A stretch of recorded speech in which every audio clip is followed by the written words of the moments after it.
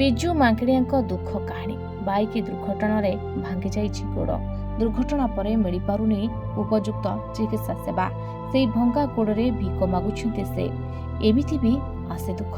ହସ ଖୁସିର ସଂସାରରେ ଛାଇ ଯାଇଛି କଳାହାଣ୍ଡି ମେଘ। ଆମେ କହୁଛୁ ଯାଜପୁର ଜିଲ୍ଲା ସୁକିନ୍ଦା ବ୍ଲକ ରାଂସଳ ପଞ୍ଚାୟତ ଅନ୍ତର୍ଗତ ମଲ୍ଲାର ସାହିର ବିଜୁ ମାଙ୍କିଡ଼ିଆଙ୍କ କଥା। ଦିନ ଥିଲା ସେ ଜଙ୍ଗଲକୁ ଯାଇ କାଠ କାଟୁଥିଲେ। ଆଉ ସେଇ କାଠକୁ ବିକ୍ରି କରି ଯାହା ମିଳୁଥିଲା ସେଥିରେ ତାଙ୍କର ଚୁଲି ଜଳୁଥିଲା। କିନ୍ତୁ ଗତ ସେପ୍ଟେମ୍ବର ମାସ 19 ତାରିଖରେ ଏକ ବାଇକ୍ ଧକ୍କାରେ ବିଜୁଙ୍କ ଡାହାଣ ଗୋଡ଼ଟି ଭାଙ୍ଗି 2 ଖଣ୍ଡ ହୋଇଯାଇଥିଲା। ସ୍ଥାନୀୟ ଲୋକେ ତାଙ୍କୁ ଉଦ୍ଧାର କରି କଟକ ବଡ଼ ଡାକ୍ତରଖାନାକୁ ପଠାଇଥିଲେ। ମାସକ ପରେ ସେ ଡାକ୍ତରଖାନାରୁ ଫେରିଥିଲେ, କିନ୍ତୁ ସବୁଦିନ ପାଇଁ ଦିବ୍ୟାଙ୍ଗ ପାଲଟି ଯାଇଥିଲେ। ଏବେ ସୁଖ ନାହିଁ, ଘା କି ଯନ୍ତ୍ରଣା କମୁନାହିଁ। ଗୋଟିଏ ପଟେ ଦରକାର ଉନ୍ନତ ଚିକିତ୍ସା, ଅନ୍ୟପଟେ ଘର ଚଳାଇବା ପାଇଁ ଚିନ୍ତାରେ ପତ୍ନୀ। ପତ୍ନୀ ପିତେଙ୍କ ସମେତ 6 ସନ୍ତାନ ରାସନ ଚାଉଳ ଗଣ୍ଡାକ ଉପରେ ନିର୍ଭର। ନାଇଁ ଆମେ ହାଟ ଯାଇଥିଲା କିଛି ନାହିଁ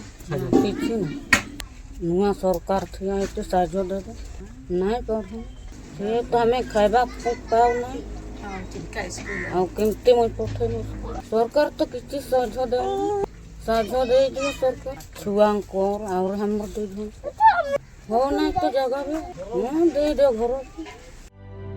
ଏ 8 ଜଣ ପରିବାର ଏକମାତ୍ର ସମ୍ବଳ, କିନ୍ତୁ ଏହି ରାସନ ଚାଉଳ ସପ୍ତାହେ ବି ଯାଉନି। ଫଳରେ ସେହି ଭଙ୍ଗା ଗୋଡ଼ରେ ଭିକ ମାଗିବାକୁ ବାଧ୍ୟ ହେଉଛନ୍ତି ବିଜୁ। ଯାଜପୁର ଜିଲ୍ଲା କାଳିଆପାଣିରୁ ଜୟପ୍ରକାଶ ମହାନ୍ତିଙ୍କ ରିପୋର୍ଟର୍ସ ଟୁଡେ।